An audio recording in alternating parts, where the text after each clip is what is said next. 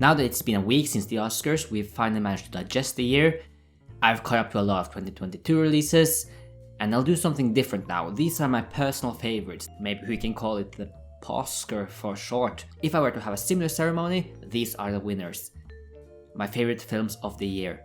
If you just want to see the top 15, just move along to the end of the video. And in the above the line categories, I've got 6 nominees instead of 5, just to let in some people that wouldn't get nominated. Best Director, Park Chan-wook for Decision to Leave. After The Amazing Oldboy and The Handmaiden, you'd think he'd be nominated for an Oscar. He hasn't, so in my rundown, I've got him covered.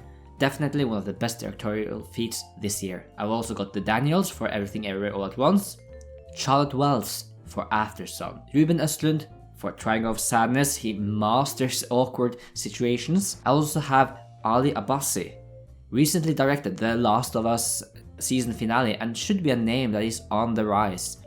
In 2022, he directed Holy Spider, which was Denmark's submission to the Oscars and has that sense of tension, so that if you've seen The Last of Us, you'll know what I mean.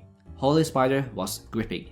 And the 6th nominee is Steven Spielberg for The Fabelmans. I honestly think that The Fabelmans was Spielberg's best film in almost 20 years.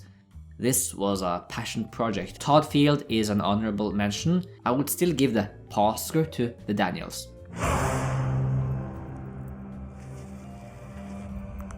For Best Actor, I have Brendan Fraser for The Whale, career best. I anticipated Austin Butler to take the Oscar for Best Actor, but Brendan Fraser did it, and I must say I would also award him. I also have Birgir, Dagur, Bjarkason in the role of Addi in Beautiful Beings. Rollercoaster of emotions, how he's thrown into these situations. Sometimes it feels like he's the villain of the film and sometimes he's the hero. It's a remarkable film. I also have Colin Farrell for Banshees of Inisherin, nuanced performance, underrated. Paul Mescal for Aftersun. There's some kind of authenticity to his performance which I really liked. And I also have Michael Thomas in Rimini.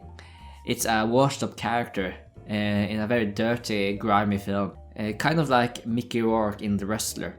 He dominates this film and I think he should have gotten the nomination, even though it's an Ulrich Seidel film. And I also have Austin Butler in Elvis because his performance truly was spectacular. He really got into the role. Honorary mention, Park Hae-il for Decision to Leave, Eden Dambarin in Close, and a posthumous nomination for Sergei Shadrin for Klondike. I'm gonna talk about this film later. For Best Actress, I have Cate Blanchett for Tar, Michelle Yeoh for Everything Everywhere All at Once, Tong Wei for Decision to Leave.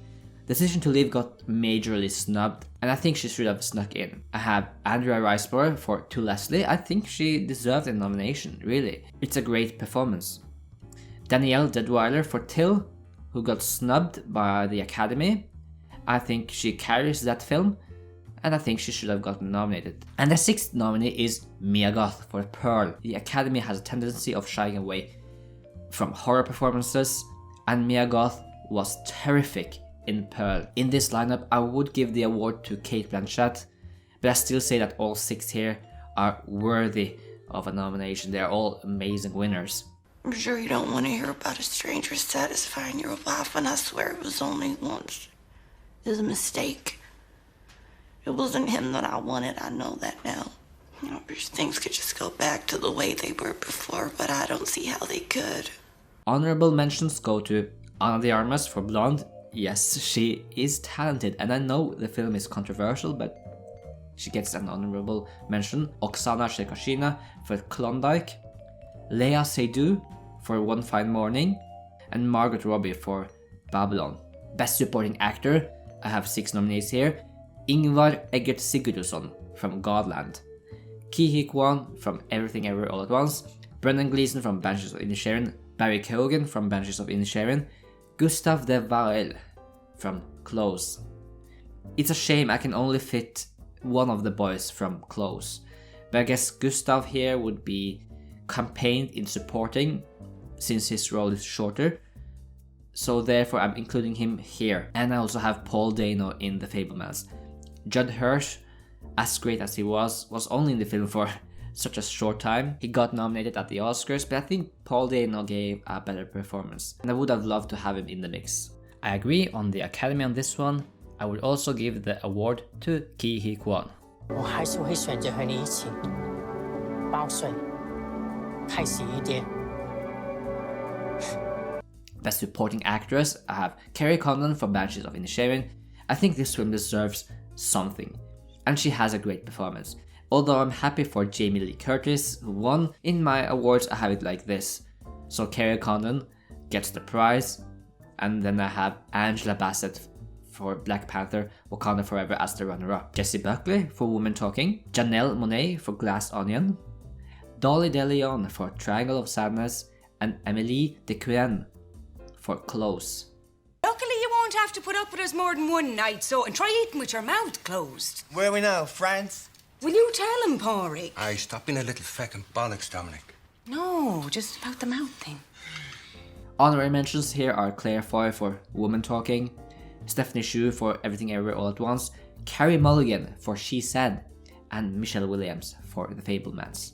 Best Original Screenplay, I have 6 nominees here: Everything Everywhere All at Once, Close, Triangle of Sadness, The Banshees of Inisherin, Tar, and Klondike. A very strong lineup here. I do agree with the Academy on this one, so I'm going to do this as well. Best Adapted Screenplay, 6 nominees: The Quiet Girl, Women Talking, Nostalgia. This film premiered in Cannes and has gone quite under the radar.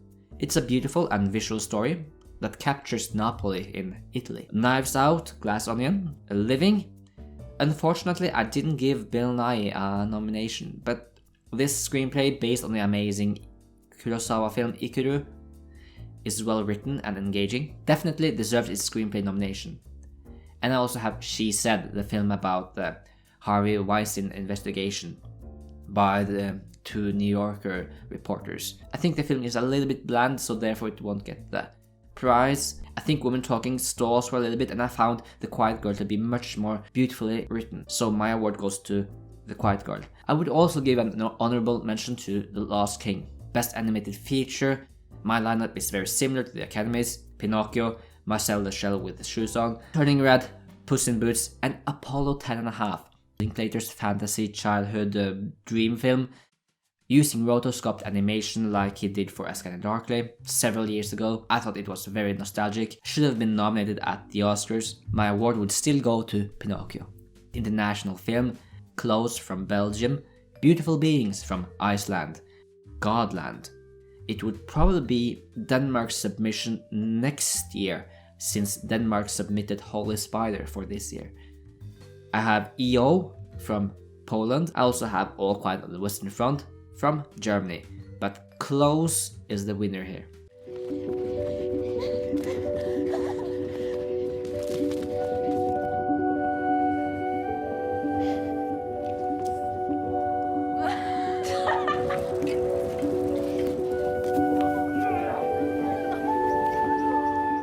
Best Documentary, I have Moon Age Daydream, Jackass Forever. I mean, I guess we can count it here. I thought it was hilarious, and I guess it should fit into the documentary category. So yeah, Jackass Forever. I have All the Beauty and the Bloodshed, Fire of Love, and House Made of Splinters.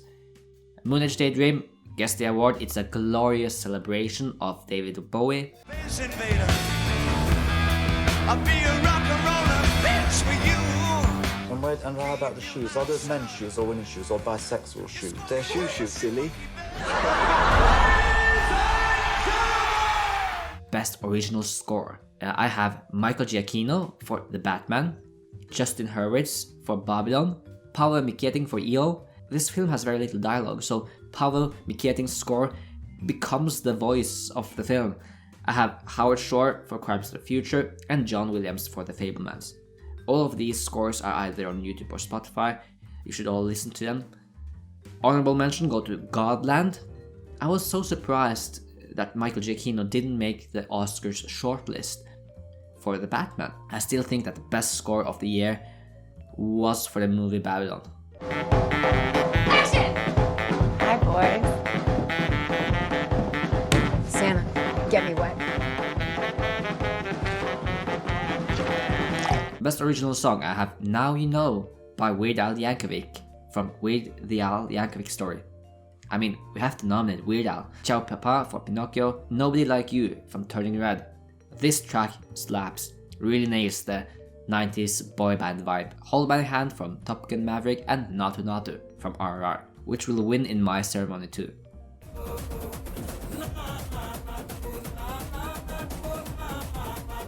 Best sound, Nope, The Northman, Top Gun Maverick, Skinamarink, and Holy Spider. Nope was criminally overlooked. The sound design is so unique and spectacular here. The Northman's natural sounds transports you back to the Viking Age.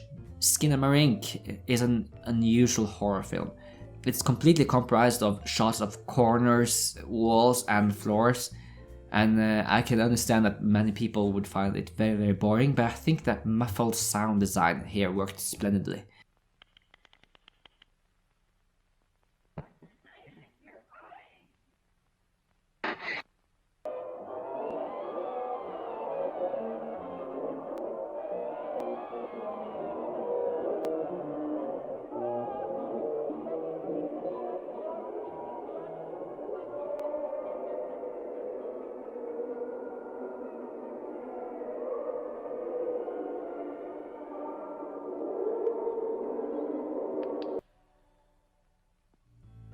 Nope is so thematically rich, executed and terrifying. The eerie sound design and the unknown sense of danger are masterfully done.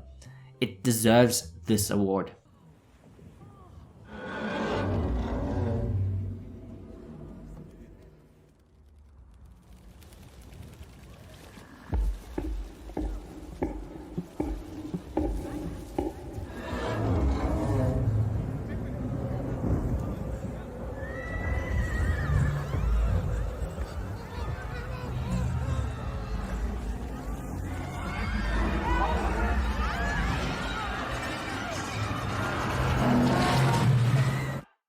Production design, I have Babylon, Glass Onion, All Quiet on the Western Front, Rimini.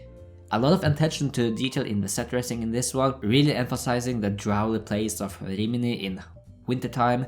I also have The Northman. The temples and the villages and everything about this film deserves a lot of praise for its production design, but I think I would award the POSCAR for Babylon.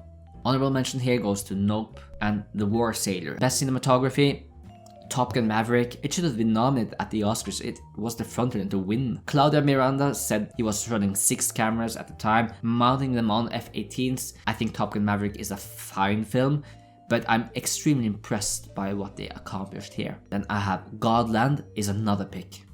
Just look at it. It's like an Icelandic combination between Terrence Malick and Agire, the Wrath of God. The combination of light and nature shot over several seasons is simply breathtaking. Another nominee is Beautiful Beings. Sturla Brandt Grövlen has an insane track record and should be much more internationally recognized. Icelandic photography here is not of the vast nature such as in Godland, but in the grimy 90s Reykjavik. I have Bardo, and I also have Yeoh. Not only does it have some amazing cinematography, being both very handheld as well as some drone shots.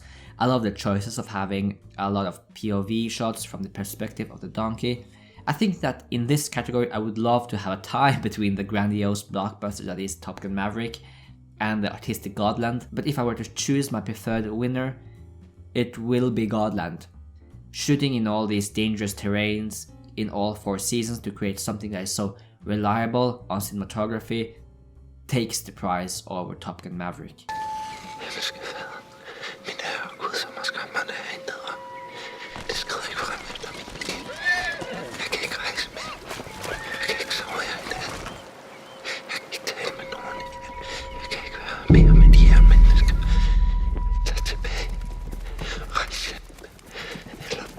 Honorary mention to Rimini, Nostalgia, and of course Roger Deakins' work on Empire of Light that didn't make the cut.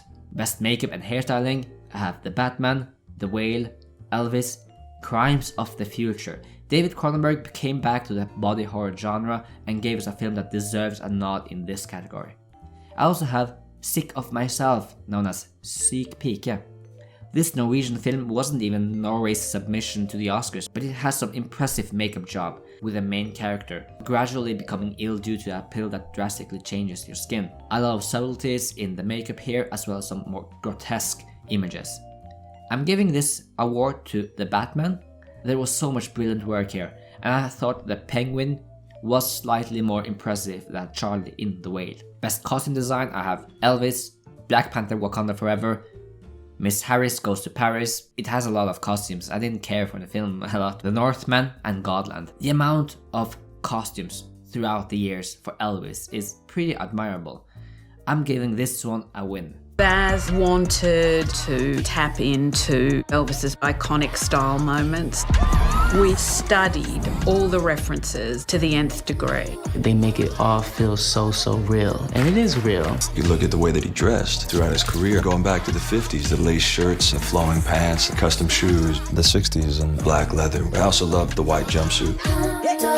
Best editing, I have Everything Everywhere All at Once, Godland, Aftersun, Elvis, and War Sailor.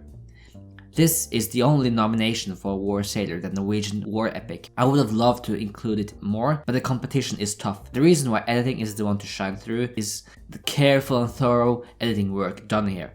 What to show and what not to show. And that made the film so much enjoyable. Especially since the film takes place over several years. I love the act structure here. The pacing is wonderful. It differs from many other war films from Norway. So I think the editing nomination here is the one that it deserves. But the winner in the category is the one that the Academy chose. I wrongly assumed they would award to Top Gun Maverick due to the sound editing combo, but I should have looked more carefully at the BAFTAs. So I think the Academy did the right thing. Everything Everywhere All at Once wins my award too. Best visual effects, Avatar: The Way of Water, Top Gun Maverick, Black Panther, Wakanda Forever, The Batman.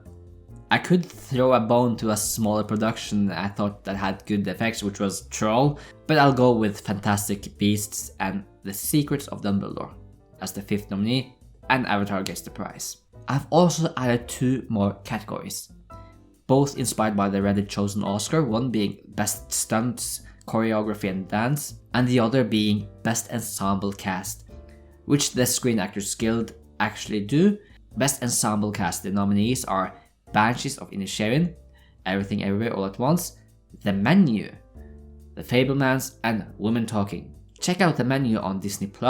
It's pretty wild. Maybe Ralph Fiennes should have gotten a nomination as a terrifying chef. Women Talking absolutely deserves a nod here. I think that the reason why Women Talking didn't get a lot of nominations for their actors is that there was a lot of vote splitting. I didn't know which one I should pick either. I did pick Jessie Buckley, but I could have went with Claire Foy or even Rooney Mara. I'll give this award to Banshees of Inisherin, narrowly beating Everything Everywhere All at Once. Fantastic Irish cast. Best Stunts, Choreography or Dance, Top Gun Maverick, Everything Everywhere All at Once, Babylon, The Batman, and All Quiet on the Western Front. Whatever Tom Cruise is doing is amazing. Absolutely bonkers. Not only the stunts he does, but the choreography of the jet planes, they're all amazing.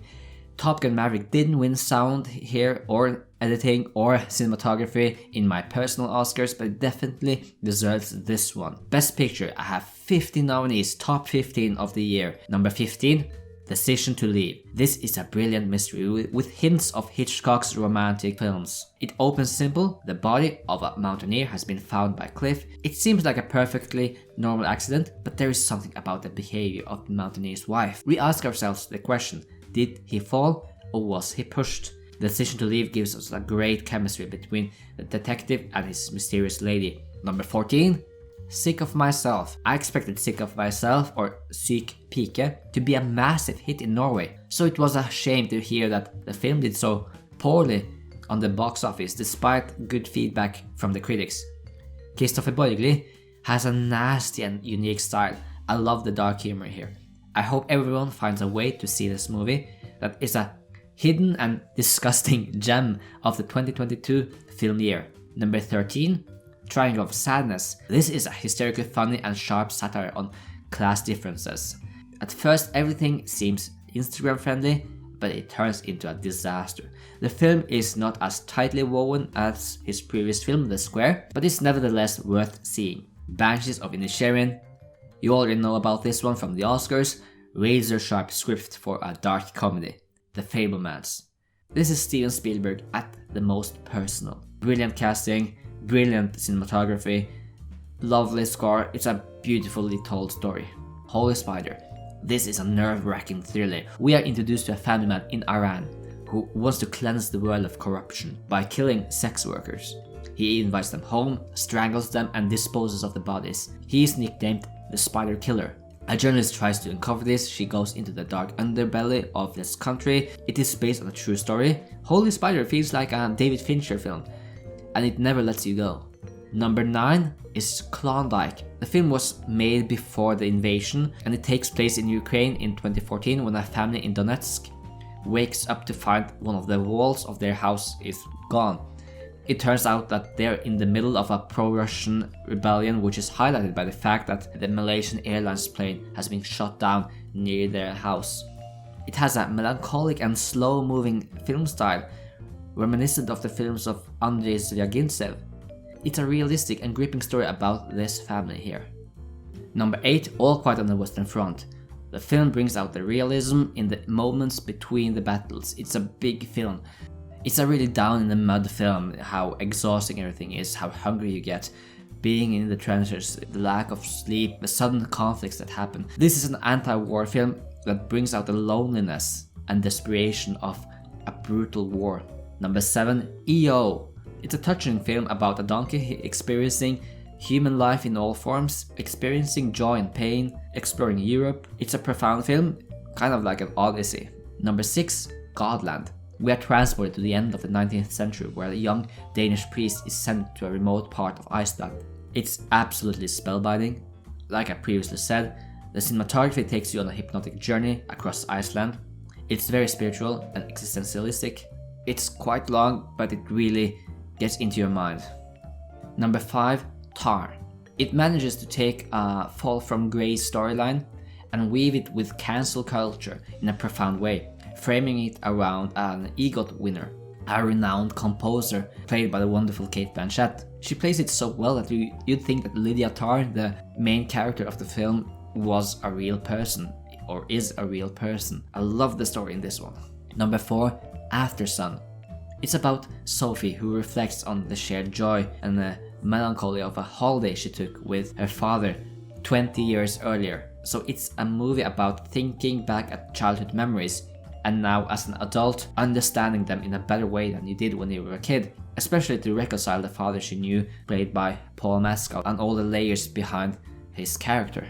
Number 3, Beautiful Beings. We're taken into a class where a shy boy is suddenly beaten in an alleyway, and then the bullies that did that to him suddenly comes into his house and starts to befriend him. And it's a film that you'd think would just be misery porn about kids and bullies, but the story surprises you so much and it takes you into new directions. The authenticity of teen cruelties and broken families are extremely well portrayed.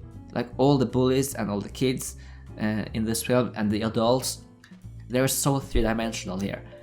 Number 2 is Close.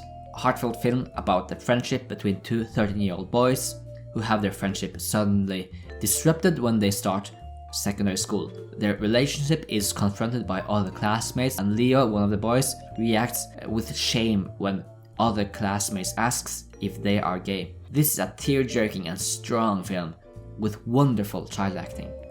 And my favorite film of the year, Everything Ever All at Once. I used to have Close at the top here, but this one never left my mind. We are thrown into a messy existence and the film swims in wild, chaotic adventures. I'm so happy that this one was so much acknowledged by the Academy.